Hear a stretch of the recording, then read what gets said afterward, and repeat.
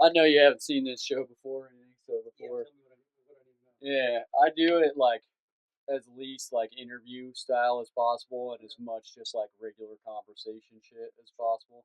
So I mean, I'll probably segue it into certain shit, like, oh, Sure. let's talk about the New York comedy scene or like your time in Houston or whatever. Sure. But I know from being on people's podcasts and listening to podcasts, my least favorite shit is when they're like, so how long have you done comedy? Why do you like comedy? Next What's question. your favorite Next question. comedian? It's like Yeah. it's tough to listen to that type of shit. So I try to just a lot of times it's just like whatever people want to talk about, and I just go with the flow of the conversation. There's maybe a few things that I want to like get into a conversation about that Sure. will just be a regular prompt of like, like you lived in Houston for a while and then decided to move to New York. Like, was that like a relationship thing or a comedy thing? And then that will develop into however long you want to talk about something like that. And then it usually ends up going all different directions from just regular stories and shit. So I try to keep it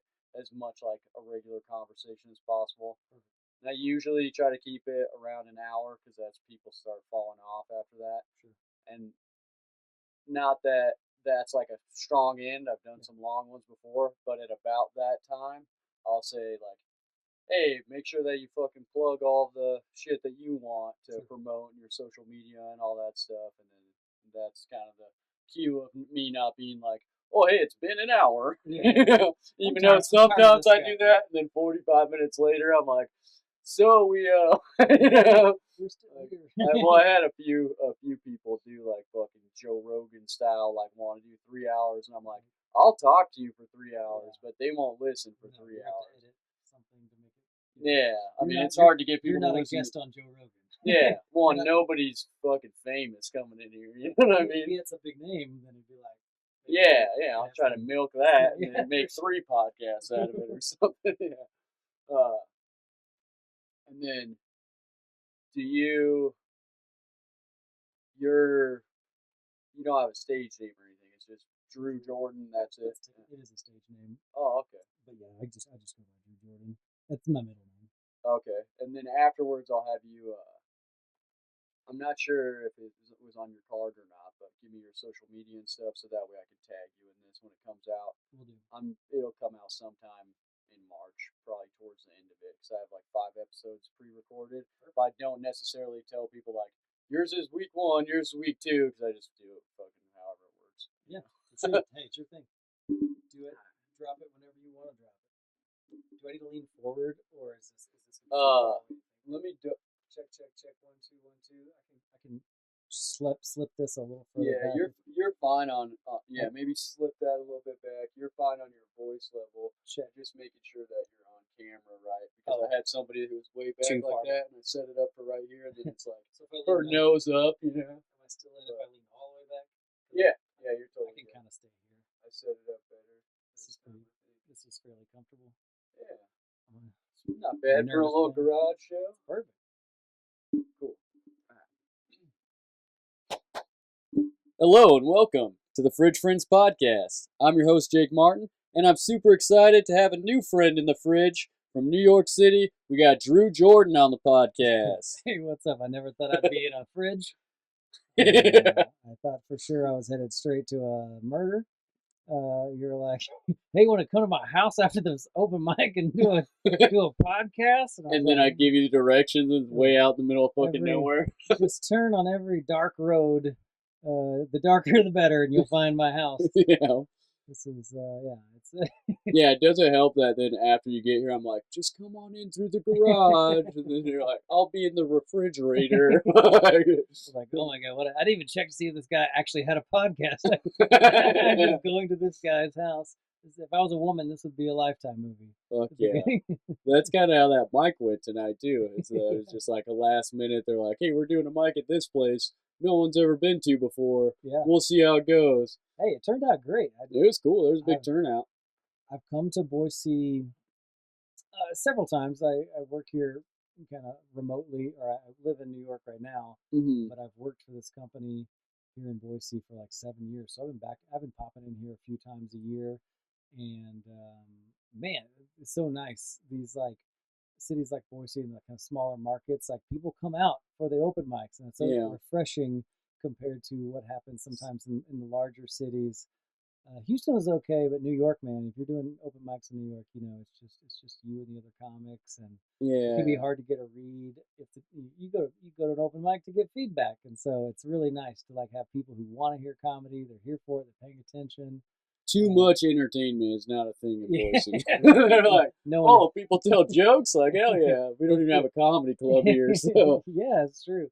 People are starved for something, and I'm glad they came out and enjoyed the open mic tonight. And you guys have a great scene. I love it here. I've always said good things Yeah, about the Boise scene I've done Boise comedy mostly. Is where I started and everything, here. and I've done a couple out of state Hmm. ventures and some stuff in Oregon, and it's cool, but I don't really know another scene. Like I've never Yeah, like grown around one, so I'm always like sure. fascinated with what goes on in other scenes, and then Hmm. like whether or not like what some people say that do the road like a lot Yeah. more, they'll say Boise's a really good place to get stage time and to Hmm. grow, and there's like supportive criticism and Yeah. like comics punching each other's stuff up, and Yeah.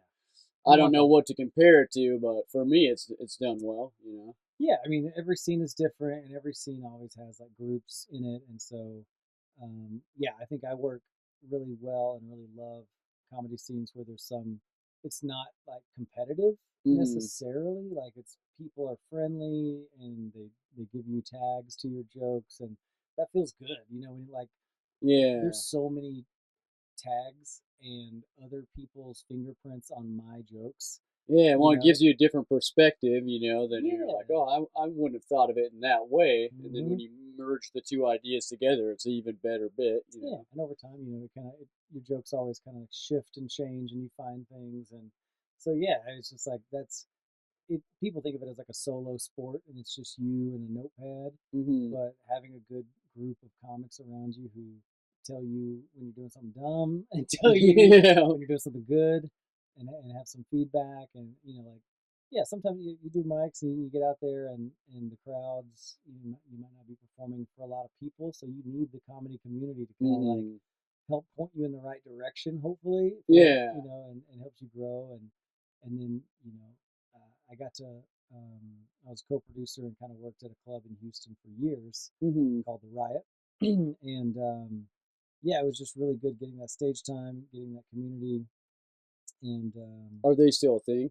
yes, it Yeah. is. It's the riothtx.com, and we're actually hosting our first comedy festival in March, and so Oh, that's been really sweet. exciting. And even though I don't live in Houston anymore, Hmm. I'm still really connected with those guys. Yeah, I that's mean, good. You kept a good relationship with oh them, and yeah, then I'm sure whenever you go back to Texas, you're able to get spots there. And yeah. I come in and host for the weekend, come in for the festival, and I don't know, like it's fun. Like if you are a comic, I would say like visit as many places you can and get to know hmm people. And so now when I come back to Boise, I can hit people up that I know, ask about what's going on, where the mic's at, what's up, Yeah. and it's just nice to have those friends all over the map.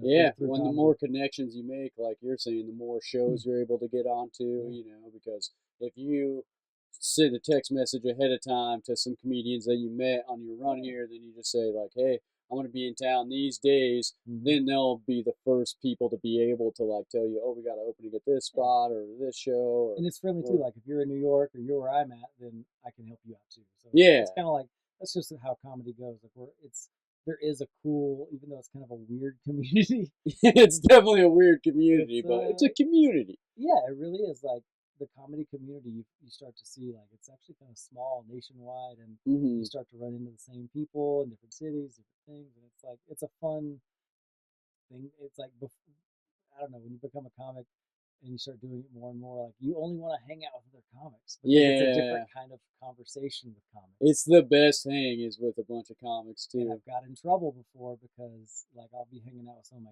my girlfriend's friends, and Yeah. some of them have an amazing sense of humor, and we have the best time. And some of them are just not. They're good people. They're great, but they just don't talk to each other like comics do. Yeah. I was on a road trip one time, and I was just being my stupid self, saying ridiculous stuff, inject like Yeah. you Trying to do. get laughs off Yeah, every basically. subject And they're and just like like, "What's this guy talking about?" Like, I'm sorry, I Yeah. don't know how to have regular conversations anymore. Well, people take that type of shit too seriously too. I Yeah, feel like if you don't understand comedians, then you yeah, think everything they say is like somehow rooted in their beliefs, and it's like, yeah. no, I just thought that'd be really fun. Yeah, I thought Like, that'd be a weird left turn to say that, and whoops, I didn't mean to. I'm so sorry. yeah, like there's all this shit on the news about trains and like Oh all yeah, these yeah. train derailments and everything, and I was Just like, begging for an autism joke. yeah, and I was trying to work that angle into something, and I told that to my wife, like a Yeah, couple different versions of it, and she goes, "None of those are gonna work. Like, yeah, what the fuck's the matter with you?" I was like, "Babe, how I know it's gonna work is whenever that's your reaction. yeah, yeah, yeah. Like, when you're like, this is too far, I'm like, they're That's gonna love true. it." I have that. Yeah. So yeah, I same. Sometimes the girlfriend, she's also a comic. So we have Oh, a that's cool. we do workshop a lot. We've co-written a lot together. But the jokes that I love, she Oh hates. yeah, you She, guys have like totally different styles. oh yeah, totally. And I don't consider myself edgy, but Hmm. I think I try to push. I like to like push the topic, an Hmm. edgy topic, but I don't necessarily want to tell the most outrageous, crazy, wild, edgy jokes. But I Yeah, want to talk about topics that may be considered edgy or kind of pushing, because that's what yeah. the truth is. Like I think there was Louis C.K. I think kind of said this on a podcast or whatever, but his thing was like the jokes that were always the most extreme and crazy always end up being like the best jokes later on. Once you Hmm. work them for a while and you Oh yeah, at when you first they figure out get the groans. sweet spot of Yeah. like where to lose the groans and get people on board with something they're not normally on board with. I think people like there's something like you expect comics to push the boundaries a little bit, and if they don't surprise you a little bit, like laughing is surprise, I guess. Like, Yeah, and so like if you don't push it somewhere a little awkward or a little strange, then I think you're not giving people what they want. Maybe I don't know. yeah. To an extent, I mean, for sure. And if you're always shying away from whatever topics you think are edgy, or you think, Yeah, oh, you can't tell jokes about this or whatever, that's where you're limiting like your yeah. growth as a comedian Hmm. because you might find the funniest joke out of something that no one talks about. And my Yeah, one of my favorite things about comedy is that sometimes situations that are dark or like not necessarily palatable, hmm, if you can find a way to make someone laugh about that and they've yeah, only thought negatively about it before, sure. you just change the way that person processes shit, like Yeah, I mean that's the whole thing is to try to make fun of things that are hard. And I don't know, a lot of my comedy uh, journey has been, it started with writing about painful things mhm. that made my friends laugh. So when I was when I was in my like early 20s, I got diagnosed with ulcerative colitis, which is like colon disease. Yeah, my Obviously, oldest sister oh, has that okay, same so you know disease. all Yeah. about this. Yeah, which I mean, it's not as Yeah. popular as you would think to be like, oh hey, yeah, I fucking know all about Let colitis. me talk about my butthole for 15 Yeah. minutes. But anyway, I was going. I always had a great. I always loved humor. I grew up in a really religious family, Mhm. very conservative, and so like I was the kid that was like tricky. I had a TV and a VCR in my room because I'm old, Mhm. and Yeah. I would put a tape in the VCR, and you could even when the cable went through the VCR first, Yeah. you could turn the TV off and still be recording. So at Oh. night when I wasn't supposed to be watching SNL, Yeah. I put the tape in and hit record, and it would, Turn the TV off and it's and then still getting it from the coaxial or whatever. so the next That's morning I pretty would go. smart. So I always loved comedy. Never thought about being a comedian. But then when I had ulcerative colitis and I was going to all these weird doctor visits, people are putting their fingers up my butt all the time. Mhm. We're having these strange conversations. People asking about how my poop is. Yeah. It was just Yeah, so. and they're like, here's this jar, take it home, shit in it, give I it back to know. us. It You're like, was literally what? the most uncomfortable, painful, just scary situations. And I would go and tell my friends about these what I was going through, and they would just laugh so hard. And I Yeah. realized, oh, I think this is funny. You're like, if you step outside of it, it's Yeah, funny. When you're like experiencing it, you're like, what the fuck? I think that's a lot of the funniest comedy is like in the moment, it's somewhat traumatic yeah, or it could be like a rough situation or a bad memory or something. And yeah, then down the road, or when you're able to step outside of it, you see Yeah. the hilarity in it. You Well, know. no one wants to hear like a sad story with a sad ending. Yeah, You yeah, know, like that's true. I had a bad day, boo, and like no, like Yeah, tell me something like find the optimism, find the funny, find the interesting twist that no one saw coming, and so yeah, I started doing like basically when all that started happening, I just started writing at the like 3x5 note cards. okay. I just started writing down the things that I told my friends that they laughed at, and then I would like start to try to structure it into what I thought a joke sounded like, and Okay. I did my first open mic in Nashville at Bobby's Idle Hour, which is this old like historic little bar, Probably and tons of music acts have gone through it's there. crazy history. And I went up, I did my first 5 minutes, I just shook like just tremors because I was so nervous to be telling these jokes, but I got laughs. They liked my butthole jokes, Yeah, which is all I had was the butthole jokes and some of the growing up Christian jokes. yeah. I don't really do the butthole jokes as much anymore, but I'm thinking about maybe Yeah. bringing some of them back Bringing it in. back, yeah. Trying to find a way Going back to your roots. get back to my butthole roots. People don't love poop jokes as much as you think, Yeah, yeah, maybe it's but sprinkled in, I get some hemorrhoid laughs, but but but yeah, so that was super fun, and that's kind of how I got into comedy was like just talking about the hard things, the difficult things, the confusing, painful, whatever. And yeah, I think it was really important that I got laughs that first time. yeah. And Well, because that's a whole different feeling. Like oh, getting laughs with your friends is pretty nice, yeah, yeah, yeah. But they But know then you. when you're like up on a stage, it's a bunch of strangers, and Yes. you're like, "How's this gonna go?" And you're terrified and everything. And then the first time you start getting that energy back from the crowd, you're like, "Oh, Yeah. this is a whole different thing." Because your friends know you, and you don't have to set up a joke. You don't have to have the word economy and the information slipped in. Yeah. They know you. They know everything. So like, One, most conversations are not funny. yeah, So if your yeah, conversation is getting a bunch of laughs, then they're yeah. like, "Oh, this fucking guy," So you just have to find a way to how can I communicate that in the shortest, easiest way possible to strangers who don't give a crap about me. They don't know me. They don't care about embarrassing me. They Yeah. don't care if I get up there and perform my jokes to complete silence. They could care less. Oh, and some people are looking for that Yeah, too. Where they're like, "I love watching a guy bomb." yeah. I you mean, me know? too. When someone's bombing when the back of the room where all the comics are the only people laughing. Yeah, You're yeah. bombing. They're just trying to like They're not loving it. make him feel bad. Oh, they're loving it. They're like, oh my Yeah. gosh, this is so good. Oh yeah. There's something sweet about watching a hot bomb. Or when you see comics laughing at shit that clearly isn't the Oh, punchline of the joke, yeah, yeah. you're like, "Oh yeah, that fucking went well for you, didn't Yeah, they're laughing at it?" all the little dig outs and Yeah, like stuff. try that Holocaust joke again, like in a Yeah. bigger room, it'll pop. you know? But it's weird though. Like I had a really good start to comedy and got laughs, and then like right after my first 5 minutes, Mhm. got that figured out. I feel like I went through like a dry spell of Yeah. just like, oh wait, I wrote 5 minutes of jokes that are kind of funny. Mhm. I'm done. I'm tapped out. I got nothing else. Oh, you're like, "Oh, that's all my material. Yeah, I'm washed up." I'll never write another funny joke. We just gotta hang in and keep Did you trying. feel like you kind of leaned on that first 5 minutes for like a long time too? Oh yeah, and because I would go and do open mics, and of course, like Nashville has a really good scene, Mhm. and I was only doing comedy there for like 6 months, so it's like the worst the worst part of my comedy history. Your Yeah. first 6 months as an open mic, you're terrible, Yeah, of and you course, don't yeah. know the boundaries. You have no clue what's going to work or what's not going to work. Mhm. And still, like when I write new jokes, I still don't feel like the ones that I feel like are going to win and the ones that I feel like I feel like I'm a little better,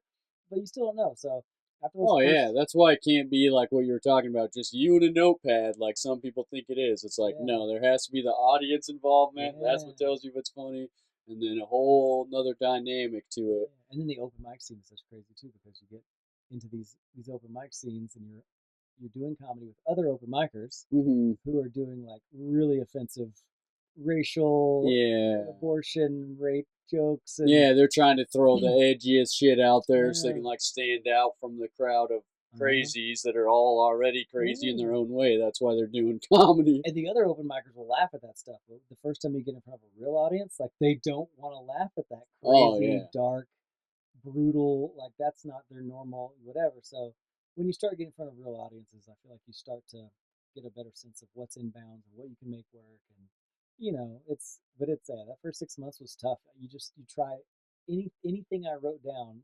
I took to the stage and Yeah. I had no there was no filter on like what I would try or wouldn't try, Oh and it yeah. led to some brutal death at some mics in Nashville, and so I try to go back every now and again and tell some good jokes. Yeah. Be like, You're "Remember, like, hey, I grew, yeah, guys. I'm not. I'm I'm not. better. I'm a little better." Yeah. I did the same thing when I fucking very first started doing comedy. Is like I came up with a good little set that I was doing, and I got a good reaction the first time I did it. And it was back when we used to have back-to-back mics where you could do Oh, two in one night in yeah. Boise, Hmm. which now we don't have right now. Hopefully, we'll get it back. But I did pretty well, especially for the first time of doing comedy. The first time I did it, and all the comedians were like, "Oh, we got this other mic that's like a much bigger audience. You have to do it." Mm. And I was like, "Okay, like I'm all super pumped from doing it the first time." I go down to the other one, and it's like a competition thing too, Yeah. where it's like an open mic, but they pick like four of the best people from the 20 or whatever, and then they go head to head on topics they just like pull out of a bucket. You And just then walked into this. yeah, I walked into that my first night doing comedy, and then I got to be part of the top four or whatever, and so Nice. I'm like on this Day crazy like one, I cloud am. nine, like Yeah, I'm fuck I'm Jerry this is Seinfeld. my thing, you know what I mean? And so then I started doing this stupid shit where I'm like, first of all, I think that material's gold Yeah, when it's trash, yeah, and yeah, then also I'm thinking whatever I write down is gonna work. yeah. Somebody offered me a show like a month into doing comedy, and they're like, "You could do 15 minutes," and I'm like, "Fuck yeah, I could do Absolutely. 15 minutes." Everything I write is gold. Yeah, I didn't even have five. So I like in 2 weeks, I like make up 15 minutes of shit. Yeah. I don't even have enough stage time to try all of those before the show. And I'm like, this is gonna be great. You're going It's in gonna so be the dry. best. Yeah, and then like I mean, it didn't go terrible, but Yeah. there was some fucking bad parts of it, and like some painful parts too, where I'm like, Sure. oh, I thought that was gonna smash. And now Yeah. when I look back at that video of my first show, I'm You like, still have the what the video. Oh, fuck? that's amazing. Oh yeah, after I bomb, Yeah, yeah, like one of those bombs that's like hard to like listen to the tape of that night. yeah. I'm like, I'll listen to this tomorrow, but I'm gonna watch that first one Yeah. just to make myself feel a little better. Like it Yeah. wasn't that bad at Well, you think least, that was your right? worst bomb ever? What I don't even feel like I bombed that bad. Just Yeah. the material was like, what are you doing? Like, Yeah. it was a Veterans Day variety show, so I knew there was gonna be veterans in the crowd. So I Right. wrote like 5 minutes of it was just like military shit. And, like I was in the Young Marine Corps for like 9 months, and then Okay. I never did like the actual Marine Corps because I Sure. got 2 DUIs in 1 month when I was in high school. Yeah. And they're like, you're not You fucking sound like you're perfect for the military, yeah. actually. Yeah, I mean, you're supposed to do that after you enlist. Yeah. Yeah. But they wouldn't even take me. So now I'm like, my military experience is what I'm going Yeah. to draw from on these I got jokes this. in front of like war veterans. And I'm like, yeah, I did the military like camp. Yeah, You yeah, yeah. I know? can do some push-ups. It's fine. Yeah, it was bad. I like did an impression of a drill sergeant for one point of it. And like, Perfect. yeah, I Hey, think you committed. That's what's important. The worst thing is bombing and not committing. yeah. Bombing Oh yeah. because you didn't fully like act out the jokes, and you just kind of like half-assed your set, and that's the worst bomb. I, I had the worst brutalist bomb. I have the tape, never watched it. Yeah. It was Halloween, and Oh, that's a great night to bomb, dude. oh That's like a god. known comedy bomb night. It's Halloween. So what happened was it was a weekend at the comedy club in Houston, and the first night I dressed up in a pink bunny outfit and had a great set. It was Yeah. awesome. I'm feeling it.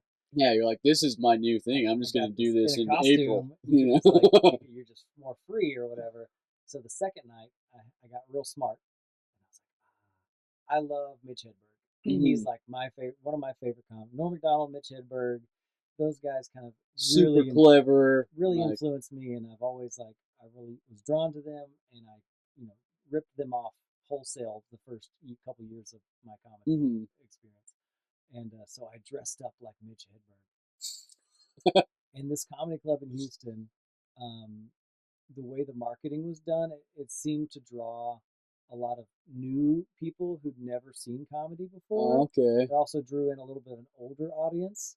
And so like it's like late 20s, 30s, 40s. Like it Mhm. wasn't a bunch of 22-year-olds. months. Yeah.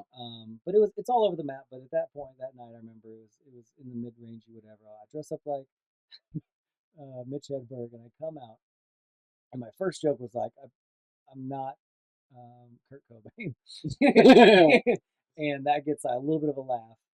And then I asked, "Does anyone know I'm Mitch Hedberg? Does anyone know Mitch Hedberg?" Nobody. Zero Whoa. people in the audience knew. So now I'm dressed as a person. They have no clue No one knows who who it is. is. And Were then, the other comics dressed up? yeah, there. I mean, Okay. some of them were. And I basically did my. And then I just because everyone said no, I didn't want to keep I couldn't keep referencing this outfit that no one knows who the And hell keep I like am. doing the cadence and Yeah, I shit. didn't. Like I none of wasn't. that's gonna hit. I just did my regular set dressed as a stranger, like, and just to complete confusion. Because Yeah. like they didn't know who I was, and so they couldn't stop thinking about how they didn't know who the heck I was. Yeah. And I'm doing jokes about like a lot of my set is my personal life, as I'm dressed as it was just a weird. Yeah. And at the end of the set, I decided I was just gonna do some Mitch Hedberg jokes, so they would, and they it And was then like still they didn't get it. I was so nervous, and it was like, oh, it's brutal, man. And my partner, my comedy partner, like every time we talk about bombs, he'll Yeah. with a smile on his face Dude, when he thinks about that night. I have the hardest time I ever bombed was at an open mic, luckily not at a show. Thank God. But it was at There was that 120 people in the room when I did fuck, man. that. That's rough To as shit. silence. Yeah, it was actually at that Mad Swede Uptown, the one that Yeah. you went to for Monday nights. Okay. They had just brought that mic back after the pandemic. Yeah. So it was like they forgot there was even ever an open mic there, Yeah. and nobody was wanting to listen to comedy. That's a good There one. wasn't very many people, Yeah. first of all, and half of them were like playing, like where all the comics were sitting.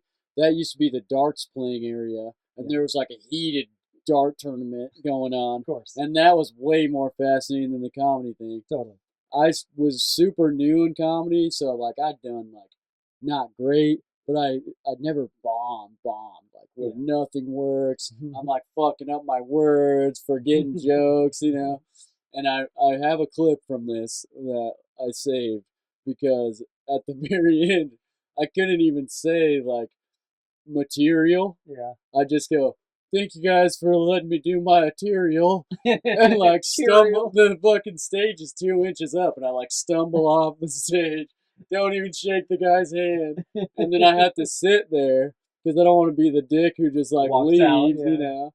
And I'm like, so I have to sit there, and then I start watching. Like I felt so bad about myself, and was like, I should never have started doing this. I'm obviously not near as funny as I thought I was. Yeah. And then I saw some other comics fucking eat shit yeah. that I really respected and like Sure. knew they were funny, and I was like, oh, this is part of it too. It's a long game. At the end Yeah. of the day, it's a long game, and you're gonna have some good nights. You're gonna have some bad nights. You got to take them both. And once you've been doing it long enough, like I think people who aren't comics, they think if you bomb, you just die and you just can't do comedy again. Yeah. Thing is, like, it's gonna happen. You're gonna have some bad nights. You're gonna have some off nights sometimes, and it's just when you do comedy enough, that's just one night. Yeah. And there's a lot of more nights, and you'll get better, and you don't let one good set or a bad set destroy you. Yeah, now that I've been doing it for a while, like, especially because Boise has like a strong scene, but they don't have tons of comedians. Yeah. Especially at the open mics, you see all the same ones. Yeah.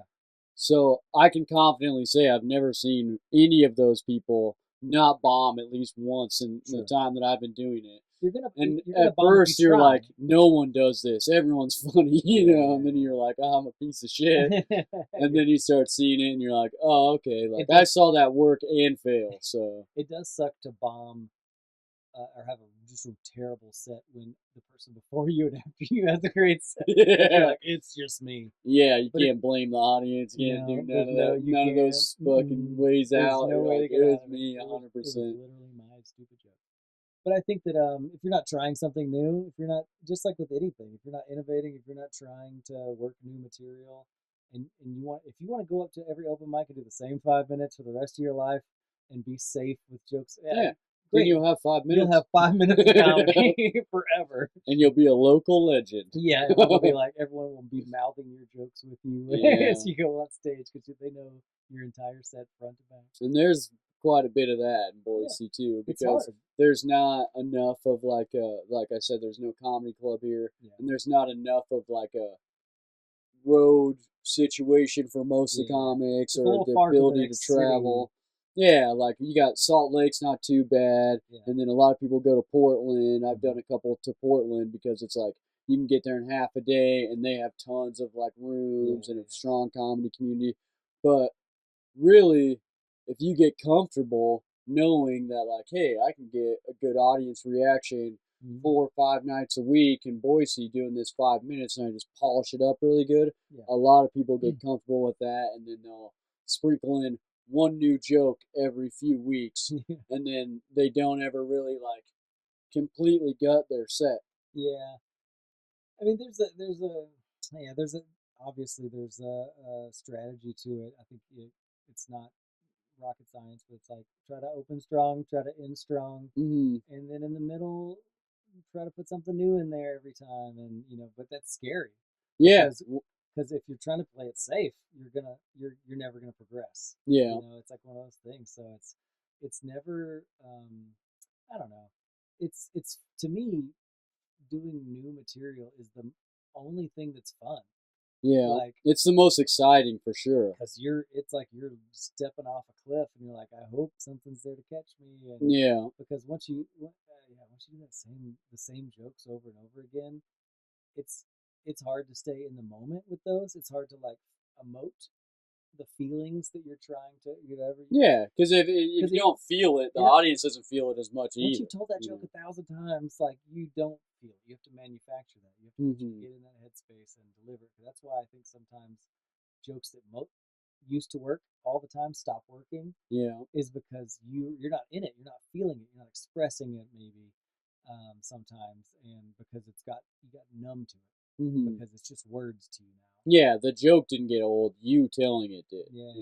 So, well, and sometimes I think, especially with the Boise scene, we get spoiled where some of our open mics are such a big audience that it's like shows. Yeah. And then so you're amazing. like, this week's been ridiculous. Yeah, and you're like, I'm gonna give these guys new shit. There's 60 people here. Like, fuck that. Yeah. But then you're like, dude, we don't have a lot of open mics. Yeah. So if every time people show up, you're not doing new shit, not only are you not gonna do it as much as you should to like grow, but also when you do it, it's just to the comics. So you don't get real feedback that you would from an audience. Like tonight's audience, most of those people never seen comedy before, it seemed like, and that's the best crowd to work shit out on for sure. Well, you get honest feedback on the joke. But yeah, this is a fun scene, and I will say something that after being here this week and doing 2 mics, I think that not as a strike against or anything bad about Boise, but you can tell that you guys are used to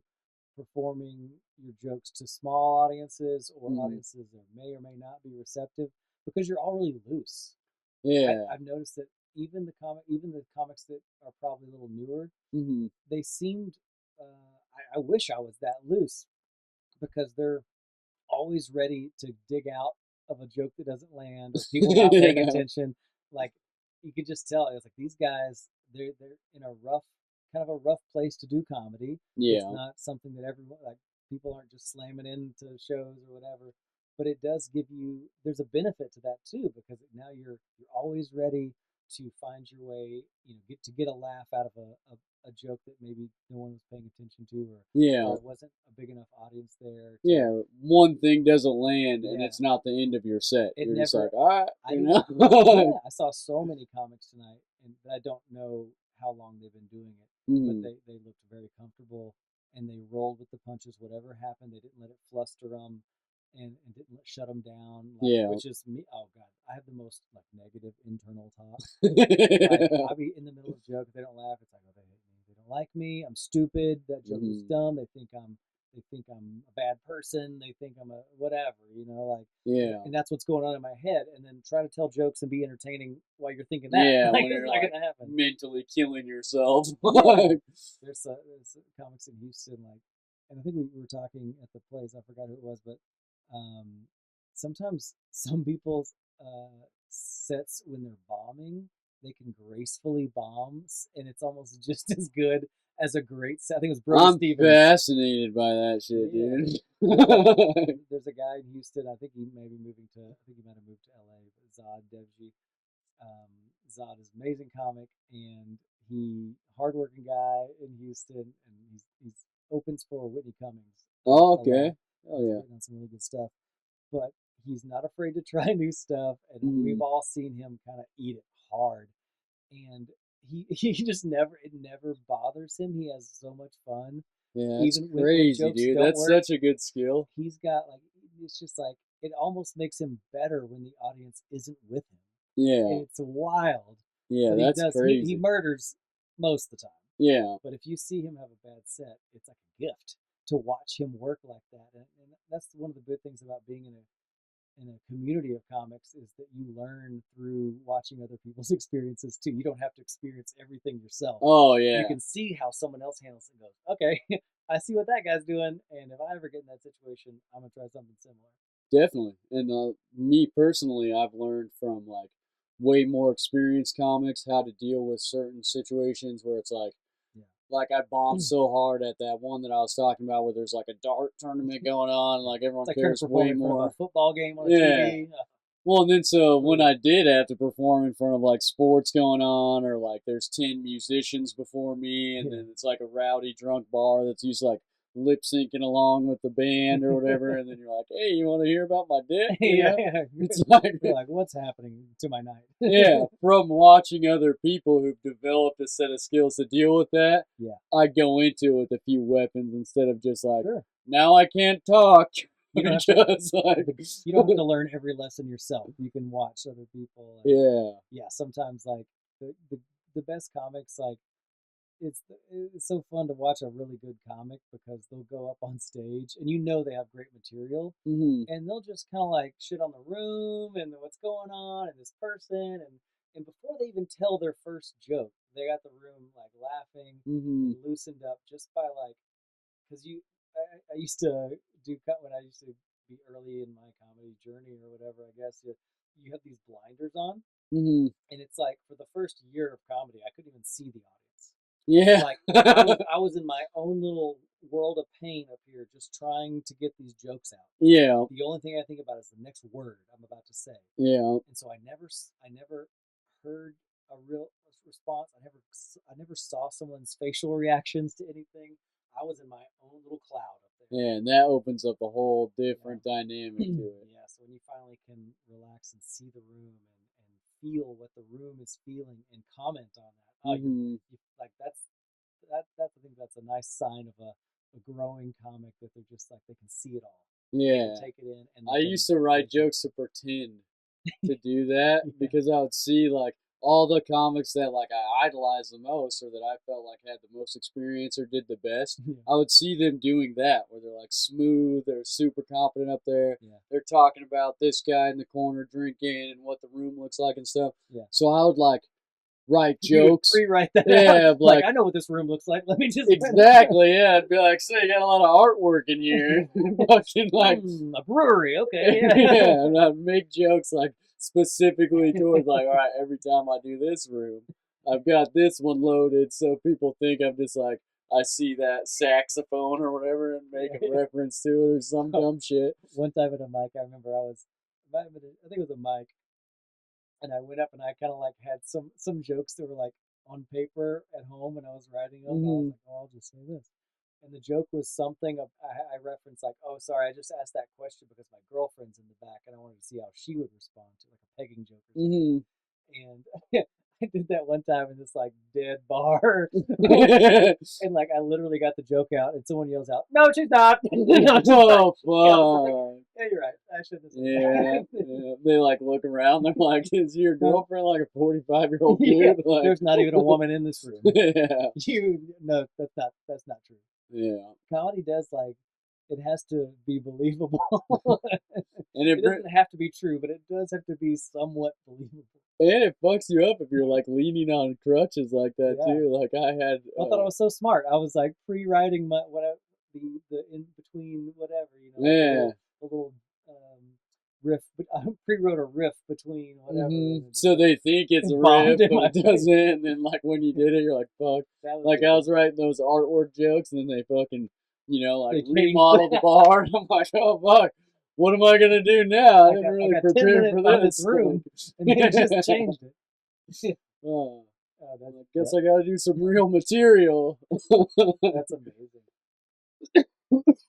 Yeah, I think as comics, you try to you don't know what you don't really know what you're doing. Like it's one thing to watch great comics and you're trying to assess how their brain's working and how they Mhm. do what they do, and you overthink it and you do dumb stuff, and it's hilarious to the other comics in the room to get to see you. But there's no rule book. Yeah. That's like the best thing about comedy, is that only like you just have to have certain people understand you. Not everybody has to like you. Mhm. Like, you just have to have a certain group of people who get you. Not everyone has to like you. You can go do some rooms in some places and be like, that just wasn't my crowd, or that just those whatever. Like, it's kind of a bad excuse, but like you don't have to win Yeah. Well, everybody just like over. there's like clean comics Yeah, and they have like a pretty good demographic. yeah, And then there's some people that it's like, if you tell me to do 15 minutes clean, like I'm going to bomb for sure. And I've yeah. tried a little bit of clean stuff and it's like, I could write catered towards that. Yeah. And I have a little bit of material and I could like put together a set by like taking a lot of my jokes out to Yeah. make it work for that if I'm going to get booked for that. Yeah. But it's not me. And I think it reads that way too. Yeah. So it's like sometimes you just know, like, my audience is a little more towards this, Yeah. and you can see it when I'm on stage that I'm more real when I'm just being my real self, which is the same way I'd have a conversation outside smoking with people, is the same way I try to get more and more on stage. Mm-hmm. Which I feel like once you're less of an act and more of like a personality on stage is when you start actually feeling like you're successfully doing it, where you're like, okay, this is me. I've kind of found my voice a little bit. The audience may not think this joke's for them, but at least they see I'm having fun with it. I'm being genuine, and that's just as good as like telling 50 one-liners that half of them hit, so you get 25 laughs. Like, Yeah, it's so weird. There's in the sense that there's no rules. So like I don't know who Sam Talent is, Denver comic, yeah. just hilarious guy, and prolific writer. He's got a wonderful book out. I think it's called Running the Light. Oh, And okay. we interviewed him on a podcast one time and asked him about his writing, and he fabricates all his stories. Like a Oh, lot of really? his stuff is not honest, so it doesn't have to be honest or real, Oh, yeah. Yeah. but it's got to be believable, I guess. But yeah, as long as whatever you create and the energy that you bring and whatever you do on stage, like as long as somebody likes it, Mm-hmm. you can make a living if there's 100 people in every city that like your comedy, you're a touring Hell yeah. famous Yeah. comic. Like that's Yeah. great. You don't need 50,000 people in every city to come out and see you. Yeah. Well, you don't have to be like autobiographical Yeah, with your comedy, sure. like, And like you said, with clean comics like John Crist or someone who like caters to the Christian community, yeah. well, guess what? Not everyone who loves comedy is gonna come out to his show. Yeah. But guess what? He's killing the game because there are enough people who really enjoy his comedy Oh, that he definitely. can tour and kick ass all over the states and probably other places too. Yeah. We have a local comic that was the first one up tonight. That's a youth pastor. Yeah, yeah, Shout out Tyson. yeah, And, yeah, yeah. Oh, I he, was surprised. yeah, The haircut kind of gave it away. Just he's, kidding. he's emulating his master. He's got great hair. No, Hope his abs are great. he, probably not Jesus great, though. Maybe I not mean, Jesus come good, on. but You decent. can't be the Messiah. No. He has a specific style. Yeah. You know what I mean? And a lot of that probably comes from his faith and his, experience in public speaking through the church and stuff. For sure. And sometimes people give him shit for that because, there's not a lot of Christians, especially in the comedy community. Yeah. And it's like, if he's able to still get like just as many laughs as at least half of the people out here Yeah. that are Working doing. clean. And Yeah, they're doing completely like wild shit, Yeah. and he stays true to like his lane the whole time. Yeah. It's like, imagine how he does at his shows that are clean. And he did a show at NNU, which is Northwest Nazarene University.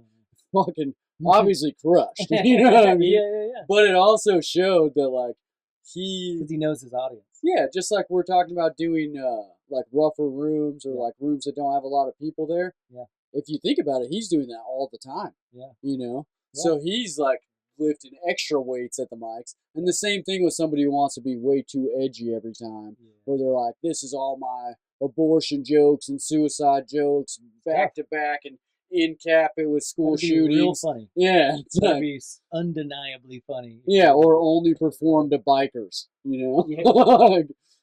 Yeah, it is like, yeah, there's something about no matter what you do, it can be tough to be clean, it can be tough to try to be edgy and Yeah, but you'll find your audience that Yeah, 'cause really likes you as long as you stay true to like what you Yeah. want to keep putting out. because you're kind of creating a brand. Mm-hmm. And just like on like they say, like on like your TikTok or Instagram or whatever, like if you kind of have the same sense of humor and the same style of content on one channel, if they watch one video and they like it, guess what? They're probably gonna like everything, Yeah, and they'll become a fan because you have a style, you have a brand of sorts, I guess, and yeah, it just like people go, yeah, I get that, and I get everything he says online, and this guy's funny to me because we think a lot alike, or we something. yeah. Something connects with them, and that's Yeah. why they once they follow you, they stay following you, or subscribe, they stay subscribed instead of like, Yeah. oh, I did I like this one hoping he'd video. follow me back, and then I'll Yeah. dump him in a couple days or whatever. Like, Which is weird because like, so I grew up super Christian. uh-huh. Dad's a Baptist preacher, so I was a youth minister. I was in a Mhm. Christian rock band. I did it all, Oh hell yeah. and rocking for the Lord. and so I have an intimate knowledge of the religious like life Mhm. and everything Christians kind of like, I don't know and live. Yeah, And yeah. so, Well, like, because you lived that. I've been Yeah. there, and so like it's so funny. I'll look at my TikTok or whatever, and I have got a pretty good chunk of jokes on there that are religious focused, like Mhm. about growing up Christian or whatever, and then a lot that aren't. Yeah. And I'll go through and I'll see people like liking multiple videos, and then they'll like all the Christiany jokes, and then they won't like any of the other stuff. Okay, yeah, I get it. Yeah, I get it. we had the same childhood. Yeah, it's like you. If you like these, you might not like these. If you like these, you might not get those. Yeah. It's kind of tough. I think it's funny, like what people assume about certain people, Yeah. based on their material and their jokes and stuff. Yeah. Is they're like, oh, this guy, he must have like grown up going to church because he does this line about scripture or whatever, And it's Yeah. like, I read the Bible when I was in prison. Yeah. That's Act 2, though. You gotta come next week. You know what I mean? So funny. I'm trying to work on this bit that's something in the lines of like, like the target market for like Christian radio is like people who are at their rock bottom. Yeah. Like when you have nowhere else to turn, like Christian FM radio is, and in jail, Oh, for sure. they love Christian radio. It's like, Dude, that's why so many people like get into different religions, mainly Christianity, because of the forgiveness aspect of it. Good point. But delve into so many different religions when they're locked up or when they're in prison is because they're like hopeless at that point. You They need got something. nothing. Yeah, you can't they're go. like- You can't go drink. You can't go. Yeah, You and shit know. obviously hasn't been working out for them. Like maybe I should Yeah. change my mind about some shit. True. I mean, you probably should if you find yourself in jail for a Yeah. long time. Something does need to change. Yeah, the downside though is if you're like a drug addict and then you start reading the Bible and then you get out and you're like, now I do drugs and read the Bible. Yeah. Now I'm Yeah. just a really confusing person for people to try to figure out. Yeah. Yeah, I have a weird. I guess I kind of have a strange connection to religion because my dad and my family and growing up all the way in and seeing it from all the angles and then working, a lot of my life I've worked in Christian organizations and stuff like that. So seeing all that stuff from the inside and Yeah. like I I I love making fun of that stuff, and I think Christian people and I think John Crist, comics like John Crist prove that any little community, whether it be Christian or like Jewish Hmm. communities or a community that's based around a topic or an activity or whatever, they love making fun of themselves. Yeah, I Like, mean, Ari Shafir has that Jewish oh, special. what a That's great so special! good. Like, Yeah, and you don't have to know anything about the Jewish no, faith to like see it's funny. But that's a then you killer. also see so many people that is their life that Yeah, also think that's hilarious. You yeah. know? I mean, we always like even in friend groups, we make fun of the people that we like, and Yeah. we know the best and whatever. Like, and so there's always something cool about if you whatever activities or communities that you're a part of and have intimate knowledge of. Hmm. Maybe that could be your crowd, and you could like, and they like joking about the silly things that you can observe from that community, whatever it is. Yeah, definitely. I have like an interesting religious background Oh because yeah. my uh my dad, he's not really religious, and my mom was a Wiccan priestess. Oh, Yeah, nice, so she did like ritual magic, and then she's nice. like big into like all the like pagan gatherings and Yeah. stuff like Sorry, I that. gotta go You're now. like, oh, you are gonna kill me after this. I This see. is a murder podcast. Yeah. Okay, Well, there's always I gotta be a nailed blood it from the beginning. sacrifice. Yeah. No, but that was not a thing when I was a kid, like in the mainstream at all. Yeah. And then now there's like all these like Everywhere. crystal mommies and TikTok witches and all this shit. Yeah. And I'm like, when did this become cool? Because I Yeah. remember everyone being like, oh, you kill people in your backyard. Oh yeah, yeah, yeah, for sure. I feel like it's been really weird to see like comedy, um, because I'm in my late 30s now. So like when I was growing up, like the right side, the conservative people were the ones that were always complaining about comedy being vulgar and comedy being Yeah. edgy to being bad, basically. Hmm. And then to see this weird shift where Yeah. 10, 15 years later now, or maybe more than that, it's the progressive people that are like, stop, and the conservative people are almost like better comedy audiences now, Yeah. and it's like this is Yeah. the opposite of everything I knew as a child. It's super strange, yeah, because like growing up, you think like the buttoned up conservatives are like they're offended They're the by worst, yeah, everything, and then and they now, were, especially in the last like 5 years, yeah, now the left is like far more easily offended, mm, and I get where they're coming from, like sure, we're the protectors of everything that's yeah, good, yeah, and it's yeah. like okay, sure you are, but That's not. what the right thought, or that's what the conservative people thought back then too. Yeah, no one thinks they're a piece of shit. Yeah, They true. always they always We're think all they're great. doing the right thing. You know what I Yeah. mean? But it does make comedy. It's been interesting, It does. It just changes the landscape, but it's like still the same but different from a Yeah. different angle now. Oh yeah. You know. Well, and I think that's why it's important to kind of like bring it around to what we were talking about before about going to all different like Yeah. audiences and different rooms and stuff. Is like True. it's really important to have Portland and Seattle comedy, Yeah. and it's really important to have Texas and Nashville comedy. You know, Yeah. like Well, everybody. I mean, yeah.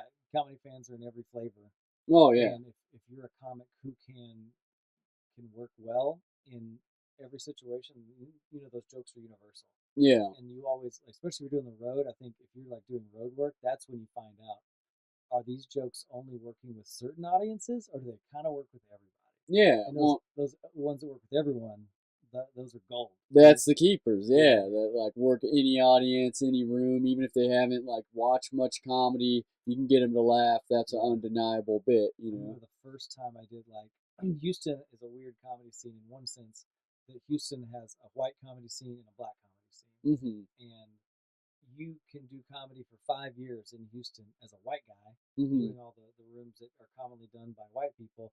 And there's a whole other comedy scene in your city that you know nothing about. Yeah. And so there was a couple mics that we would go to that were like classically black rooms. Mhm. And I was terrified, because I didn't know because I mean, the kind of energy that a lot of black comics bring is so Yeah. powerful and just, man, those guys are performers. And Yeah. like, Well, and they fill a and room, that and is then not how they relate to the audience that you would know nothing about. yeah. So So I did, but I found I actually had really good experiences there because I have a bunch of jokes about religion. yeah. And I remembered I went up, I kind of did this weird riff one time, and I was smooth sailing after that. I was like, I have a joke where I kind of ask people, like, make some noise. You grew up religious, just to try to like, cause Feel it out yeah, and and see maybe like where you should if go. someone like makes a noise or responds, or try to work with it or whatever. And I did that, and it was a black room, and they didn't really respond really loud, and like I was a little afraid to say it, but I was like, come on, it's a bunch of black people in here. I know you guys all go to church. Yeah, And that cracked them, and they knew that I was like, you can't lie to me. Like, yeah. and I kind of Well, leaned because into, you're being real. You weren't yeah. afraid to And say it, which it's true in the South, like you don't. It's so crazy. Like yeah, the black families, I guess, they're really connected to the church. So yeah. it's a community thing, and When I it, went to a black church before, I'll let you know, it's fucking way more fun than white it's church. way more Like fun. way more It's fun. way more like it's more of a community hangout, or Yeah. whatever. So anyway, that kind of gave me an in. So I knew that while maybe a lot of my jokes, or not all of my jokes, would connect in every way, I knew that if I talked about my religious jokes, that was something we for sure had in common. It gave me a place to start, Yeah. and then I could branch out into other stuff and go, okay, which jokes from my normal set translate to this audience that's just has a different life in some ways than me, Hmm. because yeah, we all have like unique experiences, and whatever your ethnic background is, whatever your religious background Yeah, is, the like neighborhood you grew up in, like all those things are yeah, different, like rungs on a ladder, yeah, but eventually it gets you to that same spot where you're standing yeah, in front of those people going, hey, we're all people. yeah, Let me figure out like what steps we both took that are the same, yeah, and then I'll capitalize on those, hmm, and then I can start telling you stuff that maybe isn't as relatable, right, but you're on the same page with me now, and you're already laughing at me, so for you'll sure, give it a chance. Just like I gave that first joke a chance, that a lot of people would be like, "Well, I'm not going to say that," yeah. And that would have been the worst mistake of that set, because it might have, I never like was real and honest, and said whatever was in my head Yeah, in that people moment. respect the real and And honesty after thing. that, like I always, it gave me an in. And same with like doing, if you're a straight guy going into like a gay bar doing comedy, Yeah. it's just like this is a different community, and it's a good challenge to take on, or going to a different city, because like sometimes I was always worried moving from Houston to New York, Hmm. which jokes are going to transfer, Yeah, because you're like like, I got to start all new shit when I get to New yeah, York. when I get to New York and I tell the jokes that have been working in Houston, are those jokes just working because we live in the same kind of area? Hmm. We live in the same kind of lifestyle in Texas and Houston or whatever, you know. And they do hit differently in New York, some of them, but then the ones that are just good jokes, are do kind of translate, and Yeah. it's just, but it's good because now I know, okay, that joke maybe it works in Texas, and I'm glad, Hmm. but maybe that's not really a great joke.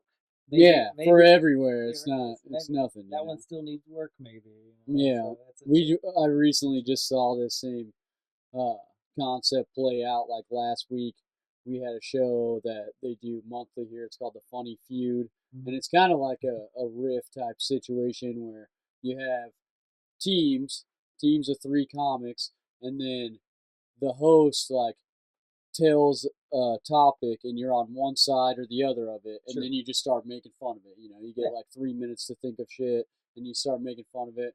And we got down to the final two teams. It was my team and another team, and one of the guys on the other team, he's only done like really blue left rooms, Yeah. and that place is not that. I mean, Sure. which is surprising in Idaho. People think, oh, aren't all the rooms red? It's like, no, I mean, Boise is similar to Austin, where it's like a blue city in a red state. They But all are. there's still a lot of fucking Yeah.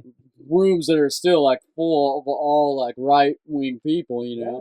And you can kind of tell once you get used to like reading audiences, Yeah. throw out a couple of like feeler jokes to see how it goes. And in the final round of that, he starts doing some shit like completely pandering to like one side politically, gets nothing. Oh And then he's no. like, Uh-oh. oh, like every time I do this, it's like a secret weapon. And it's like, that's because you know who all these people voted for in the other room. When you Yeah. come to this room and you say that, you're making fun of the people you want to laugh. And they're like, what are you doing, bud? Yeah. You got to find a middle ground there. There's an epidemic of like clapter. Hmm. It's like I hate that I'm shit. supporting you because I agree with you, but I don't. It's nothing about funny, and Yeah. it's about being funny. It's not. I think comics like Louis C.K., Bill Burr, and I'm sure there's a ton of other great examples of doing comedy that they come out and you don't. I don't necessarily agree with a lot of stuff that those guys say all the time, but they come out with some outrageous statement Yeah. that almost no one can really agree with, Yeah. and then they show you their work and their lot and their crazy, weird, twisted logic, and you see how hilarious it is, and it was perfect. And at the end Yeah, of the they joke, start off against you and then get you on board. Like yeah, that's some of my favorite shit. yeah, Like you don't. Ralphie May was so good at that. Oh yeah, I mean, there's a lot of comics that I don't necessarily agree with their if they're making a point in a joke, but if it's funny, I'm gonna laugh. I don't. I'm not. I don't. I feel like some people go to comedy shows to agree Yeah, with the comic and be that's a like, weird "You're, concept. I agree with you politically." Well, I don't. I go to a comedy show to laugh. I don't care what you believe in. Yeah, If one your to joke get is like funny, I want to laugh. yeah, when you write jokes that are clearly written to get a clap reaction to it, or like I'm making a statement or a message, I'm like, you're fucking this up. Like Yeah, this isn't a speech. go make a TED talk. So like I get what you're going for, and if you want to make that point or that statement, do it. Like more power to you, sure. but make it funny. Like it's not Mhm. supposed to be a like, here's my statement that I know 90% of people agree with, so I'll get an applause for it. It's like, come on. Yeah. Like I told a joke tonight that is like I tell a statement that I know people will clap or applaud for, Yeah. and it's happened to me enough times that I tell a joke to be like, stop doing that, and then like Yeah. bat it out, where I'm Yeah. like, Shut hey, it I've down. been sober like X amount of time, or I Yeah. quit Oh drinking, yeah. and then right when they start clapping, I'm like, don't fucking clap, like it's court It's ordered, court order. like, and then one time I tried doing that to like negate the like, oh, you get a free pass thing because Yeah. everyone's like happy for your personal growth or whatever. Right. But I'm trying to set something up, not that. Right. I'm trying to set up a joke, Basically, that clapter or that response is it's almost funny because you're interrupting it to tell them, no, no, no, no, Yeah, you yeah. don't Like, realize wait till the next part, motherfuckers. you're You're not. not gonna like me the way you're acting like you like Yeah, me. it's that's the best misdirection because you really got them leaning this way, and then you hit them with the hook, and it's like, aha, gotcha. Yeah. Well, some people are so into that Yeah, clap response thing or the I'm so proud of you or whatever thing yeah, that like I did that same thing one time before, and everyone laughs at me interrupting their applause thing and go, oh, this fucking guy, whatever. yeah. And one girl in the front row goes, no, that's okay. That's still good. Like, good for you. And now she's heckling me in a positive way Right. to like let me know how Like, proud she never is of bring my me for not therapist to drinking. comedy. Yeah, and I'm like, what the fuck? Like, should now I just say like I hit kids with my car and stuff? Yeah. Like, should I just get her completely off board Yeah, and then try to like bring it on? Or, yeah, like, because you want honest laughs. You don't want someone who's just yeah, making noise because they agree with you. You want the whole point is to be funny. Yeah. yeah. Well, and if the end of your bit doesn't have a laugh to it. It's just to get like, Yeah. we all agree this is bad. It's like, That's why social what's media is new so about awkward. that? What's nuance about that? Yeah. Everyone agrees that rape's bad. Clap, clap, clap. Yeah, Like, yeah, tell a joke in there and then say, your thing yeah. or whatever. Like I'm not saying like Use it as a premise, not a punchline. absolutely, Kind of yeah. stuff. Well, and like work it into material. Yeah, You know. yeah. That is it's tough. I think the social media has trained people that if you hop on the bandwagon of what's popular to say, Mm-hmm. you get love. Yeah. Well, And and there's specials coming out that have a lot of that in it. Where yeah, it's like there is some that are you're telling a strange. lot of speech in here, Yeah. and it's like I'd love to see how you were working that out. Was it like at a motivational speaking event? Because if you're doing this shit Probably not when you only have 15 minutes, yeah. like where do you get the 15 minutes of laughs, 15 minutes of speech, 15 minutes of laughs? Like, The person who's doing that probably is not a road comic. I feel like yeah, road comics it beats that out of you. It has to yeah, because you're playing in everywhere. You're in California, you're in Idaho, you're in Kansas, you're in Texas, you're in whatever. And if your act only supports one type of people or people that see life one way, yeah. then it's going to be Well, harder for you. there's some things you could do that about. Like, I doubt there's a crowd out there that you're like, rape's bad, There's and a lot there's of a guy who's like, oh, not for me. You know, you're like, I think that's a prison. I think yeah, that's a yeah. prison show. I'm Yeah. really into it, actually. It's That's why like, I'm here. it's my only thing. You know? And surprisingly, they punished me by like putting me with a bunch of victims. You know, This is a weird thing, but it's actually working out great. oh fuck. Yeah. Comedy's it's such a weird thing. It's a strange, stupid thing to Yeah, do to get in front of people and tell dumb jokes. and try to like elicit that. Just a laugh. Yeah, that response that you're like, It's sometimes I think about it like is this worthless? Like is this just a dumb thing? But I know that comedy has made such a difference in my life, and it's mm-hmm. given me some a way to process hard things and a way to laugh at tough things. So, like I said, how I started doing comedy, like it is valuable and it's needed, and it's sometimes like someone has to say.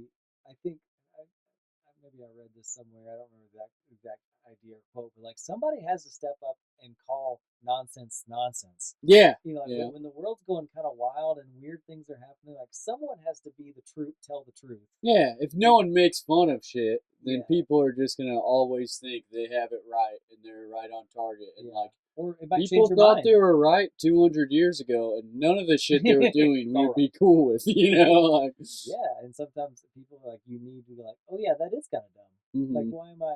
Not that comedy is out there to change people's minds necessarily. yeah. Um, But it provides like a nuanced perspective to things, and that's super important. I love hearing people that just like I love hanging out and talking to people that disagree with me and have different hmm because then a lot of times you learn something. You Yeah, go, oh, definitely. I'm an idiot and Yeah, I was wrong, and now my worldview and my empathy and compassion has grown because I understand people who are different, very different than me, a little better, and I don't just go, they're the enemy. yeah, They're the people that I disagree with. They're humans and they have valid points and you just see the world a little better. definitely. And Yeah. like I was kind of talking about like my religious background a little bit as a Your kid. Wiccan mom. Yeah, well, when I grew up, I got like fascinated with how, because in that same like umbrella of her religious thing, I had gotten like pretty big into it as a kid, and Sure. then in like my adolescence, I started realizing some different flaws and stuff within their Yeah, religion, and then I realized also that every religion thinks they're right.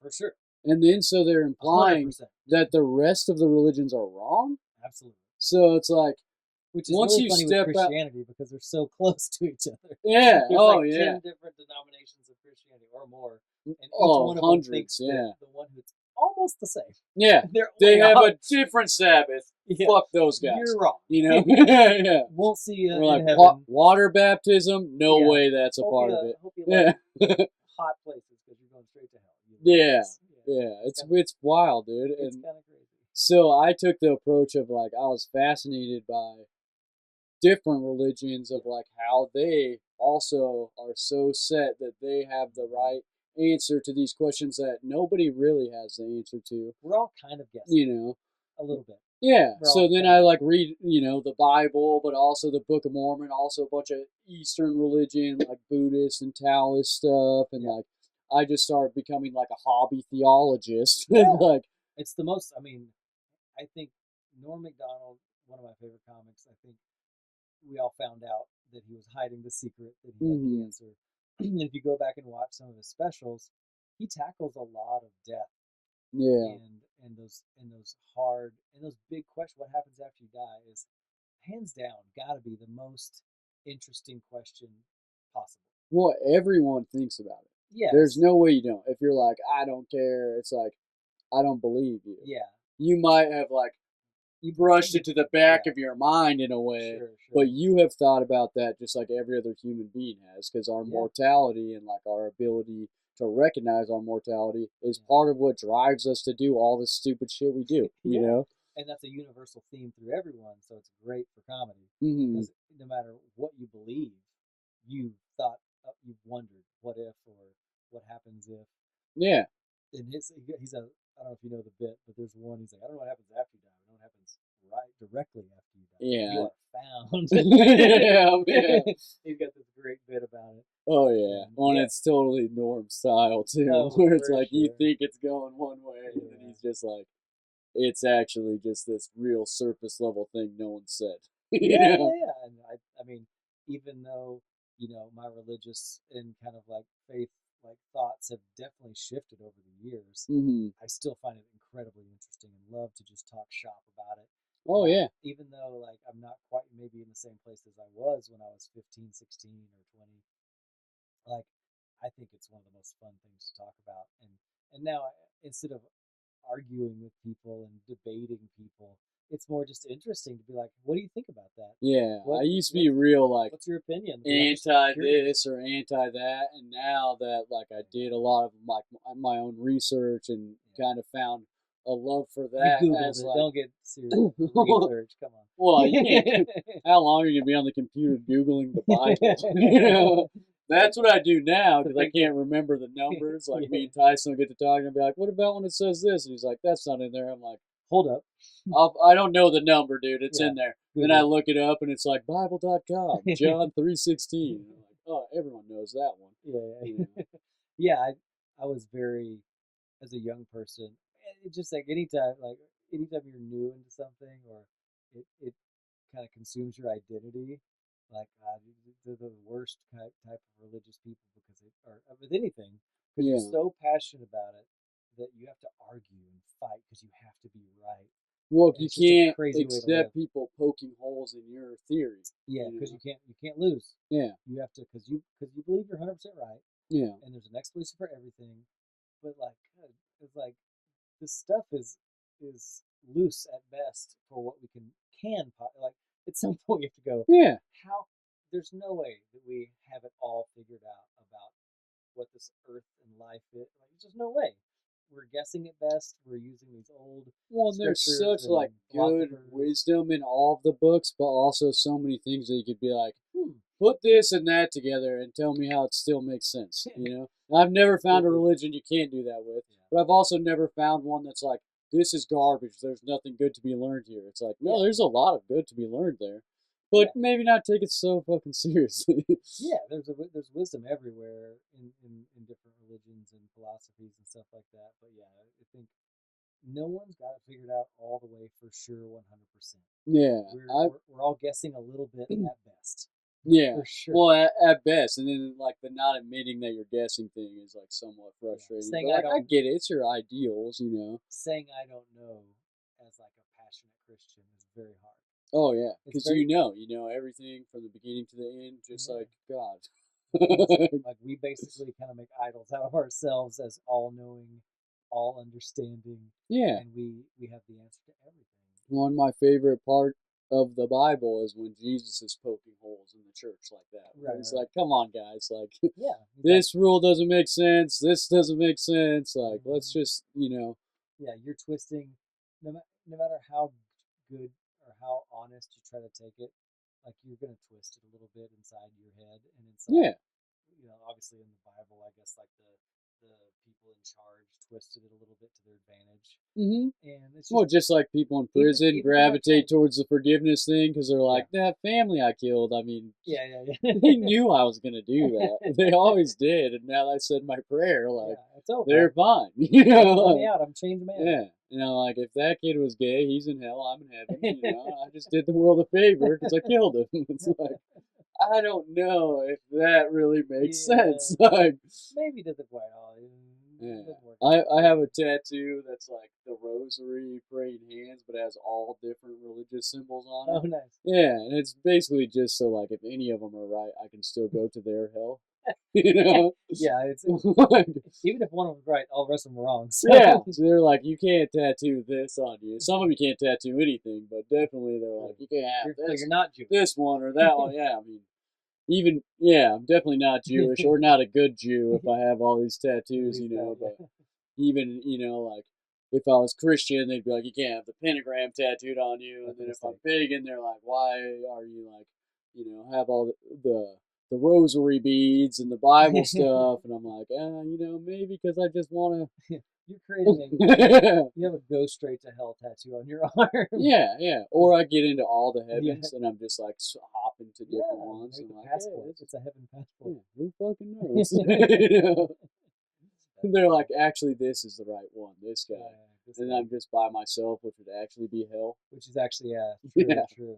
I was thinking the other day, I was having trying to work out some bit where I was just like, like the Bible actually doesn't say much about heaven. It's very limited.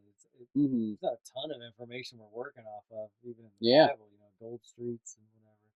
Like I said, gold streets, Christianity, and then like in Islam, it's like you're banging a bunch of virgins. So I'm Yeah. like, is heaven like a Little John music video? What is going on here? It's gold and women and like You got something there for sure. what's happening? Heaven is an interesting spot. Yeah, well, and if you look at it like through that perspective of like some of those people have realized like I'm at the point in my life where I can have anything that I wanted, and to some extent, Yeah. and like that's what they settle on. It's like, is that the idea from the beginning? Is that like eventually, like you'll be all done, like working your ass to the ground, farming all day, and you'll get everything you ever wanted, and it's just golden bitches. Wait, hold on. Yeah. Yeah, Pretty good. I mean, they got wine up there. You're just trying to like at some point you just have to realize. I think what are you creating, and what is what is human created, and what is maybe what the truth is. Yeah.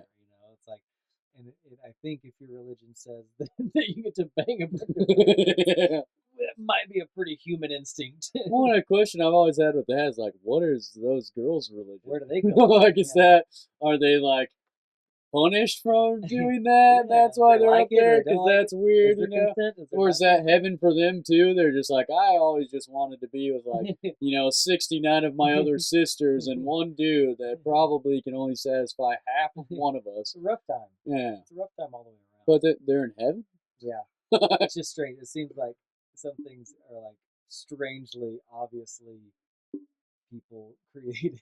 Yeah. It's like if I created heaven and be like, yeah, I'm banging a bunch of hot girls and there's gold everywhere. Oh yeah, or if you're like the author of a book and the very first thing like the omnipotent person who told you how to write this book is like, hey, this guy, kill him. Yeah. Like, what? Maybe. I just love just to think about that. It's super interesting to me. I've always enjoyed those kind of conversations and just going, okay, what's going on here? Like what? Because I'm like ultimately it made me crazy in my 20s, in my late 20s, when I started to question and just be more curious. Because up till that point, you were like pretty involved in the church. I knew I had the truth. I was locked in. I was without doubt that I knew exactly what the entire universe was doing. Yeah. And then at some point, I was like, maybe I don't have this dinosaurs. And then you're like, oh no, what's the truth? And I was like, at some point, I was just like going crazy because I just want to know the truth. Like, I just want to know the truth. Is that such a crazy thing to just want to know what the actual legit truth is? I don't care if it's what I've always believed or if it's something totally different. I just want clarity on what is actually true about all this kind of religious stuff, and you can drive yourself crazy over it. Oh yeah. And finally, I just had to get to a place where I was like, I don't have the answers, and there's no for sure way to ever know. I guess until you die and experience it, what is legit 100% without question, no doubt, the truth of what's happening in this universe. And it was hard to make peace with that as a person. Yeah, well, because 20 years of your life, you had an answer to it, and then once you having the answer and losing the answer is a real. Well, that's why not having an answer and then gaining one, you're like, oh, I'm forgiven. That feels great. Not having an answer and then getting one, that's the way to do it. Yeah. Having one and losing it, that's a real pain. Yeah. It's a real problem. Some might say that all of the religions are a problem, and then some might say all of them besides theirs is a problem. Yeah. And then I think there's some truth to all of it. Where it's like at least it's interesting. Yeah, At least it's a great thought experiment. I guess. yeah, and just like some people don't get your jokes. Yeah, Some people don't get your need to like not eat certain foods. yeah. And I think there are some people out there that just like don't care Yeah, about that. Somehow they avoid that question to some degree. I think there's yeah, still I a part think of it. they care about like the mortality thing, Yeah, but they've I realized the agree. flaw in thinking like this is the one true way or Yeah, whatever, yeah, and seen all the bickering between all the different things and just go, no one knows. yeah, I'm not going to listen to anyone who says they know. yeah. I'm going to sidestep that, and I'll just find it'll be a surprise. I'll find out. I think at some point it comes back. It's such an interesting topic and such an interesting thing to, yeah, because you can only avoid it for so long. You get old, or you get a cancer Yeah, it's got to diagnosis, come back and at you're like, some point oh, like that. dang, maybe this is important. I Yeah, don't that's why mushrooms are important. know. That's why you gotta trip your balls off Yeah, you got to and think you're gonna die and a few times, and then see, hey, what's gonna come to my mind when I think I'm gonna die? yeah. And then later on, you sober up, and you're like, you're an idiot, dude. The water was only like 2 feet deep. Yeah, that is I think shrooms and psychedelic stuff has helped a lot of people like PTSD, and I think coming out of like a religion or Yep. whatever, it kind of creates a little, like, sort of a PTSD sometimes for some people Oh yeah, when they're because kind of it they're kind of brings a lot messed of up. stuff they've been like burying to the surface, and Yeah, that's why like some people. you're brainwashed so hard in, for one religion or the other, and then when you try to like change your mind, it's painful. Yeah, that's why I think some people are so against the idea of stuff like that. Is Yeah, they're like, no, no, no, no, we don't need to see another perspective. Like, yeah, no way could that be yeah. any type of benefit to me. Yeah, and those are bad comedy audiences. Yeah. These are not who you want to do comedy in front of. Oh fuck. You want people that are open and excited to hear whatever. And yeah, what we were talking earlier was like, I had some jokes in the middle of a joke. The audience, somebody in the audience, yelled, "No!" Like, oh no, no, no! Just be open to hear me out. Yeah. Let me finish the joke. Let me finish the bit. Like Let me I'm the one who says no to you, and then let me finish the bit. Then you decide. And Yeah, if you want to like kill me after the show, like we yeah. can we can figure You that don't out have to later. agree with me, but at least hear the punchline. Come on. Yeah. Or just walk out, dude. I don't care if you walk Yeah. out. Don't yell no. Like, No. anything but that. Like fucking throw a bottle at me, dude. Like something. You heard anything thrown at No, you on don't stage? throw bottles at me. Have you ever had anything thrown at you on stage? No, no. I've only had like mild heckles, even like I've Yeah. never had anything too bad. Uh, Nothing brutal.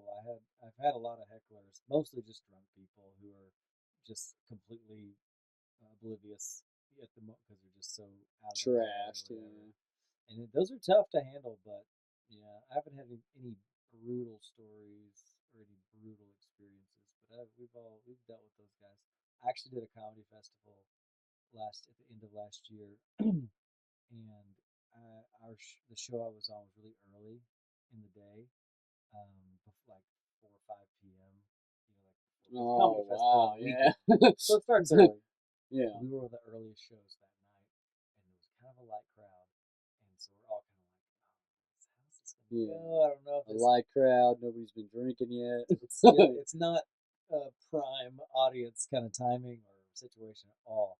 There's one guy who was like tripping balls on some shrooms, Hmm. and his responses were so loud and positive that he actually turned the whole audience into a great audience Hell yeah. because they were like he was reacting so strong and laughing so hard that he like I don't know he like group thinked Yeah, the group brought the like energy this up is a for fun everyone. time. Yeah, and, like, yeah, and this it ain't turned so out to bad. be a brilliant show with maybe 20 people in the room on that Yeah, show because shrooms. So that's your commercial. yeah. At least if I've had a have fun that. ass time watching comedy on shrooms, and I've performed a couple times where I took some mushrooms, and it was a blast every time. Yeah. Not every comic is going to tell you that though. They're like, No. don't do that, don't do that. I think there's definitely like a fine line because I could see it going south You could right have a away. meltdown. Like we have a comedy festival here during Tree Fort Yeah. that's like Comedy Fort or whatever, Yeah. and I did a performance in like this speakeasy back room shit during that, and Yeah. there's like a bunch of out of town comics and stuff, and we're like, let's all take mushrooms together. And then you saw the difference between like people who like this is Yeah. their 500th time taking mushrooms, and people that just like want to be First cool in time. front of those comedians. It's like performing. It's like performing if you get a little tipsy. Yeah, Some people get funnier a little bit yeah, because their material is locked into their brain so deep, and them getting drunk doesn't destroy them. And then some people just they just all the sharpness goes, and yeah. it's just a mess, and they're just loose and And some people get like real negative and shit. I've seen that where they're like, yeah. I definitely like. There was a time in my life where I was like, because I'm actually kind of introverted mm. naturally, and so It's funny how many comedians are like naturally uh, introverted. And I they're have like, to if I didn't do this, I would mostly just hang out at I home. just be at home. Being at home is rad. I'm digging it. Um, so a lot of times early on, I kind of got this thing in my head like I got to drink to relax and Mm. let out some of that extrovert, Yeah, and that definitely went off the rails many times of just like yeah, being like, well, maybe a little more, maybe just a little more, and I'll have a good set. And then you go back and watch that tape, and you're just filthy drunk, yeah. and you're just like, oh, At it's the moment, you thought it so was good just because you're oh, drunk. you're And so embarrassed. that's like one of the Oh, saving graces of me is I feel like, yeah, being sober now. well, I Court order just yeah, sobriety. just not drinking Yeah, is like if I am totally the off the rails guy drinking, I never yeah, had any type of like control or like, oh, I'm just gonna have like 6 beers or whatever, like normal yeah, people do or whatever. I was always trying to get like drunk until I'd pass out, and yeah. like and maybe I'd slow play it sometimes. Like if I Sure. start drinking at noon, I know I'm not gonna make it to the end of the night Yeah. unless I like slow play it a little bit. But I'll there's drink always a water. yeah, there's always that One end game, water. Like I'll do some coke at like Yeah, four, I'll balance then this I can out. keep I'll drinking, snort an Adderall. I'm good.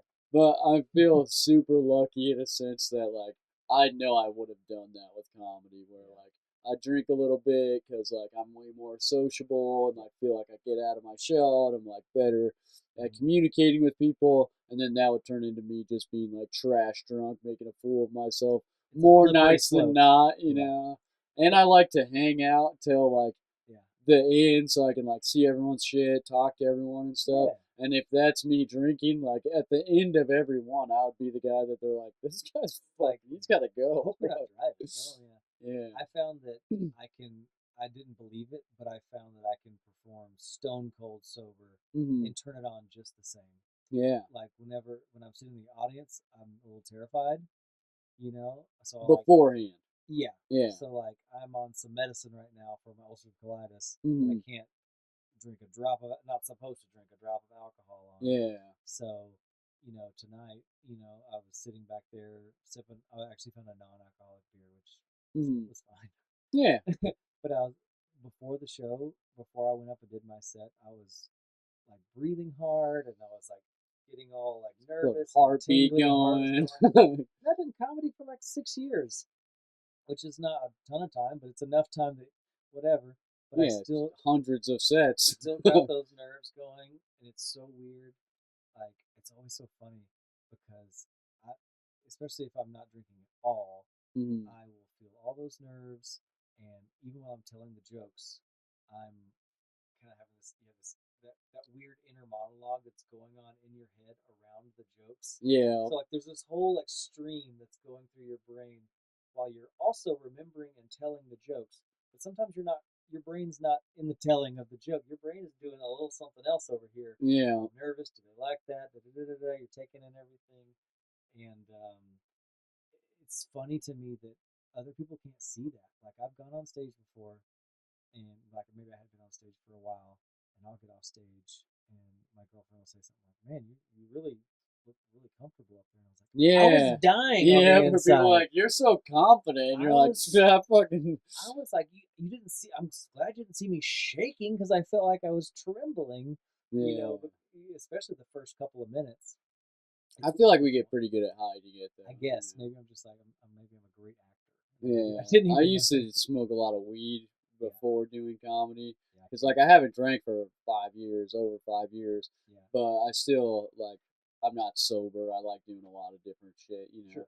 And for a while, I was like, oh, I'm mostly high all day, so Yeah. like it would be not me to be not high for this, Sure. and then I'd be like, sometimes take that a little bit too far and stuff. Takes your edge off sometimes. Like Yeah, I noticed that the more I drank, my crowd work was worse, and my reaction time was affected dramatically. And so when something happened, I would be already starting the next joke when I thought of the thing I should say to yeah, about the and then thing you that still just do happened. it. Okay, let me stop this for a second. Hold Yeah, on. hold on, let me address that from 1 minute ago. It's bad. I prefer now to actually like I don't mind having a drink or two before I Mhm. perform, but I don't want to be anywhere near like that too loose because then you miss out on opportunities. You know, it's Yeah, you I start was taking afraid of not doing it high for a yeah, little while because I got so used to that being like how I was and like not being yeah. like, and it's That was a hasn't. self-imposed Yeah, psychological completely. thing. And when it hasn't been that long that I haven't been smoking either. So now Yeah, that like I've been like actual like sober, 100% like all on the way. stage and shit, Yeah, yeah, yeah. I feel like super sharp and like for a little bit the anxiety before performing was like pretty rough and everything. Yeah. But that part of it, But it it gives you like something. motivates you. Yeah, where you're That like, gives I have to you do this well. you have to manage it for sure. I feel like you can't just let it overrun you because then you'll get jittery on stage or Mm. whatever. But if you can, Yeah, your voice cracks and then everyone's like, this if you guy's a can, bitch. if you can harness that energy for good and for quick responses and alertness and watching people's faces and reactions and and maybe using that as a crowd work moment when you say something that someone has a visceral reaction to, you go, Yeah. you caught that, and now it's like, why did you do that? Hmm. What's going on here? And you unlock a fun moment that you would have never caught. Yeah. You would have never seen that if you were intoxicated or high or in any way. Well, in the future, I see myself as more of like a mix of things, you know, Yeah, where it's like, drunk and yeah, just high. crossfaded all day, you know. Just No, groove pins in the middle of your set. hold on, guys. I'm grip. You know, people like lean on the mic stand. I'm like holding on to it for dear life so I don't fall off the fucking stage. I'm gonna perform on my back. Just Yeah, gonna be fine. like don't worry, guys. I took Molly and acid right before this, We're so gonna be good. you all look like you're cat people. You're living And... out Fear and Loathing in Las Vegas on yeah. stage. The lizard people are coming at No, I just see like some sort of like happy medium where I'm like, all right, you don't have to completely be straight to perform comedy, but you also Right. don't have to be like so high that you don't feel anxious before the show, or Sure. like, you know, just find a spot that works good for everything Mhm. and enjoy it just as much as I enjoyed it like when I was first doing it, you know. Yeah, I think I just that was trial and error for me because doing like working at the comedy club was an interesting thing because I drank for free Hmm. at the club that I kind of ran. Yeah, so And, then there's not even like a financial ceiling to the mm-mm. night. You're just like, And hey, if there's fucking three shots. shows that night, Oh, guess what yeah. happens on show three? Yeah. It's you look back at your sets and you go, okay, show one I had a great set. Show two got a little loose. Show three I was just not. It wasn't good because Yeah. I've never. I don't think I've ever been like really trashed on stage at a show. Definitely Hmm. Mike, but um, even just there's just you just start to notice it's taken away from your performance. Yeah, And if you even take it just like that seriously, little bit, you're you trying to know. be professional. You can't. It's hard. It's definitely it's a performance art that takes place at a place where you drink alcohol. you Yeah. know? One, if you ever go to a place where they don't drink alcohol and do comedy, that shit is rough. Yeah, coffee shop shows and Yeah. stuff can be tough. But I think you need to there's a lot of crutches in comedy that you need to break, that you need Hmm. to, whether it's a verbal tick or a I don't know guys, Yeah. there's I something that always do this same thing with my hand. I don't do anything else. yeah. Just constantly opening it up. Like, You're just opening a book with hey, one yeah, hand. I'm just Vanna White, Yeah, like the whole time. I don't ever do any other gestures. Sometimes I move it to different places, but I'm You like, have to green screen yourself onto Wheel of Fortune. yeah, see that's how fucking, see how that looks. yeah, But it's kind of, you have to break those crutches. It's good. It's progression. to be like, okay, I don't move on stage, or I fidget on stage. I'm a Mhm. fidgeter. I started Yeah. broken that. I still kind of find myself kind of rocking, like I'm Yeah. going into an autistic trance. But when you can break those, then the audience hopefully responds to you differently, and you're not shooting yourself in the foot Yeah. with some of these things. They're not like, what's this guy gonna do with his hand at Yeah. the end of Unless this? unless you're Casey Rocket, then you give into every tick Yeah. and somehow Oh yeah. make it work like a dream. You just put that as part of That's the part of act, the set. ramp it way up, and Yeah. it fucking kills for him. There's no rules in comedy. Yeah. And that's the most fun thing, is that if you can make people laugh, whatever, there's no rules. You can do it your way, Mm-hmm. and if you can have your audience and people like you can be successful, and maybe one day you can make your income from it. Yeah, Wildly. that's the goal, right? Like Yeah. that's the dream. Yeah. Or you can host a podcast inside a refrigerator. Yeah. You can do whatever you want. Yeah. Then I got to figure out when I move how I'm gonna. Yeah. So when someone buys this house and there's a secret refrigerator door Oh yeah. that goes into a. Oh, my parole agent loved this the first time he saw Did he it. come over to check it out? Well, they always check the refrigerators to see if there's booze in there. Oh. So they come. Like what if your wife drinks? Oh, you can't have it at your house. You can't. Yeah. So Oh, my wife does drink. I didn't know that. Yeah, but So she has to go out to drink legally. Legally, she's not allowed to have it in the house, right? So she's Crazy. supposed to like go out to drink. Most of the time, That's tough. I'll be like, have some drinks, and then just make sure that you don't put it in like the trash that everyone uses, or leave it in the fridge or whatever. Like, have some drinks, because it's not like they're like fucking knocking down my door all the time. But there is Do that they off schedule chance visits, or do that they just pop in? they pop in, yeah. Oh, wow. Well, because some people are doing crazy shit, you Sure. know. So the only way you're gonna catch like Mr. Meth Addict is if you like look in his window at random times, and you're like, I knew you were doing meth. I don't know. I think you can spot a meth addict. Yeah, that's true. I don't know if it really takes the best police work ever to be like, I think this guy's doing meth. He's got somebody Officer of the taking year apart over here. radios in his living room. Officer Doofy from Scary Movie is like, I think this guy's doing meth. Yeah, but like for sure, like people that are on for alcohol, I can't speak for like other people's supervision, but they always look in the fridge. Yeah. And so then you have a garage fridge, they're like, that's where the beer is for Right. sure. No. Then he opens it, he's like, what the fuck They're is like, this? oh, you're doing mushrooms. Yeah, he asked me if I was growing weed, and then I was like, no, dude, like, this is not the right lights. Like, this is Officer That's a Doofy, ring you light. know what I mean? Yeah. And then, ring light. then he's like, he sees the cameras and shit, and he's like, oh, is this like some type of like casting couch situation? And I was like, I sure hope not. Like, no, it's his podcast. I fucking show him the thing or whatever. And he always, like, if it's my actual PO, because he knows me, you know, Yeah. they never come over alone because they could get, like, ambushed, and cops are, like, habitually terrified, which is ironic. Yeah. But well, they get scared. Every time they bring people over that haven't been over, he's like, oh, you gotta check this out. And I'm like, you guys better listen to the fucking show. But he's like, you gotta check this out, house guy. Yeah. I guess technically you can get away with this. You're making good cop friends right now, probably. Yeah. This could be good for your future. Yeah. They're like, I remember you. You're the fridge. You're the fridge. Yeah, this is the fridge guy. Head on home, bud. You're good. Yeah. Keep driving. That's not usually how it stops when you go, but maybe one day they'll be like, hey, we've heard about you throughout the department. So I used to work, I worked in my hometown. I was a 911 dispatcher. Oh. And it was a small town, so the dispatch office was connected to the jail. Mm-hmm. So I kind of worked at the jail Yeah. whatever.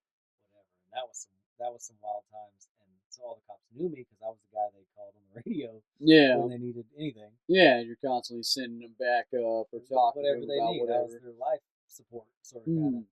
And I got pulled over so many times in that small town, and they'd walk up and they'd be so bummed, and they say, "Drew, get out of here." Hey, that's like I'm the best fucking get out of jail free card. Yeah, because they know I worked for it, so it was great. But I was a perfect angel. I never did. I mean, gosh, I was the nerdiest little square. Yeah, it was always just traffic stuff. I was speeding, or I had a bunch of crap in the back of my car and it looked suspicious, or it was. Yeah. I was a nerd and a I was terrified. Like when your dad's a Baptist preacher and likes to hit you with a paddle as a kid, Yeah. you straighten up pretty quick. Yeah. I had people come over to my house in high school, and they parked their car down the road and said they like, we're gonna sneak you out. Of course, I grew up before like everyone had cell phones, so they'd come to my window, knocked on the window. I opened the shade and was like, "Go away! Like, you don't know my dad." Yeah, you're like, Like, I'm not sneaking out for nothing. like my dad will walk in and he would like check on me at like 5 in the morning just to make sure I was in bed. Oh, damn. Like I had a very strict upbringing, and Yeah, it terrified just as I had the opposite religion, I had the opposite strictness. Like, me. Yeah, your mom's people doing could moon come prayers. over to fucking party and do drugs at my house and shit, which led me to just start doing my own thing. Like, I was emancipated at 16 and just like start doing my own thing because obviously I was going nowhere with the situation I was in. Yeah, And I mean, now I have like a decent setup. I made my own family and stuff, yeah. and both my parents are homeless. So I mean, Oh no, yeah, that's tough. maybe some strictness is good.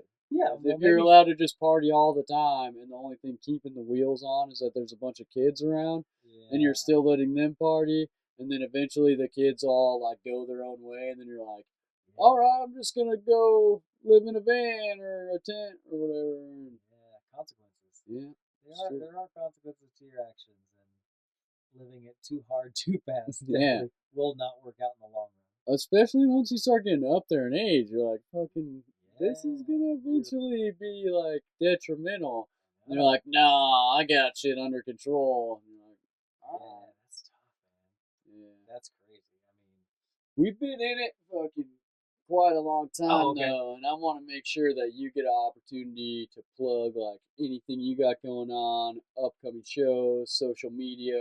Where can Done. people find more about you? Good. Yeah, we'll get out of the sad chat. we'll end it on my sadness. My parents are homeless, but okay. And what do you got to plug? Yeah. No, yeah. I'll make sure they come to your shows. You ever go to Portland? Yeah, it, that's a good place to be homeless from. it sure is. Yeah, people move there to be homeless. I know True. my dad did. I don't know if people do it in New York. It's a terrible place to be homeless. It's the worst. Yeah. No, all my social media stuff. So I do comedy, but I also do photography and video and audio work. So like all my comedy stuff is Drew is Talkward, Okay. because I thought that was a funny thing to make Yeah. a handle of 5 6 years And it's ago. just all one word. Drew is Talkward. Drew is Talkward, DrewIsTalkward.com. But then I also have Drew Jordan Creative, and Okay. that's where I share some of my video stuff I do. I'm thankful in New York I get to work with some comics up there like Caitlin Palufo and Steven Rogers. I do their web series, Oh, okay. Adventures with Caitlin and Steve, Yeah, that's super and cool. it's been super fun to shoot and edit that stuff and do portraits for people. So if you like photography and video and artistic kind of creative edits, And if anybody needs headshots, I'm always down. I keep my camera's always on me and ready to go. And if you're in New York per chance, definitely easy to hook up and work together. And if not, just fly me out. We'll do something cool. But yeah, I love comedy and that creation process. I found that they both give me like that same energy when it goes well.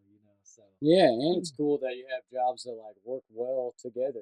Where it's yes, like, I will say if you're a photographer and you like comedy, I've got on so many shows by just hitting up a club or a host or a headliner and say, hey, can I come take photos hmm of your show? I'm a comic, and if you can trade for some stage time, that's how I got on stage early in my yeah. kind of comedy stuff. One, everybody loves getting pictures and Yeah, videos of their sets and and their we live in a shows. world where you have to have content for your show, for your personal. And so if you can help people create that, and like we talked about in the very beginning of the conversation, being a community of people that help each other Hmm and give that kind of like constructive criticism. If you can help others, like it's not comedy is not necessarily kind of always a competition Yeah, for spots in time. If you're a guy who's helpful or a comic who's helpful to others, you're gonna grease the wheels in a good way. So if you've got a skill and you're trying to break into comedy, if you can find that a way to help others with that skill, it's going to give you opportunity, and it's like we said many times. There's no rules. Do whatever you can to get opportunities and get on stage and help others. And you're gonna, it's come back to me many times. I'm thankful that people that I've supported and tried to do something for also invested in me and gave me stage time and opportunities that I didn't deserve. Yeah. It made me better in the One, long run. hopefully, when you're giving people quality photos and videos and stuff, they're giving you credit for that too. Where it's like, hey, this is a beautiful picture of me, Yeah. but this guy made it beautiful. Normally, I look Yeah. like shit. It's true. I mean, I can take all the warts off. Yeah. Really good in Oh, Photoshop. yeah. I mean, we got that comes with the We got rich background. It's kind of fucking built in, you know? we got this. Yeah, photography is actually how I found out about the doing this with my arm all the time. Like, why am I always doing the same? What's happening here? Yeah, like every picture, would you just take 5 in a row? And then I'm like re-looking back at my old videos, and I'm like, no, you just do that the whole fucking time. That's how you find out if you look down the whole time doing comedy, because all Yeah. the pictures are you staring at your feet. And you're like, yeah, that's a problem. Yeah. Eye contact. You're not connecting with anyone. Eye contact is actually a good thing. You should try it. Hell yeah. Well, dude, thanks again for letting me come and hang out in your fridge. Yeah. I appreciate that anytime. you have not murdered me yet, even though it feels like that could happen at any moment. Well, we got to film the reel. Okay. Then we'll see how I feel. We'll It's getting a little late, you know. You might be too tired to murder now. Yeah. And if you guys would be so kind as to subscribe to the podcast. So many of you watch it, so few of you subscribe. Subscribe. Then you'll see the next episode. You'll see all my wonderful fridge guests. And if you want to see me live or see more from me, go to jkmartin.com. The top left is where you'll find links to the podcast, all my social media, and then upcoming dates. I appreciate you guys. And I appreciate you, True Jordan, for being on the episode, buddy. Dude, thanks again. This is an absolute blast, and appreciate the not murder. Yeah. Well, to be continued. To be continued.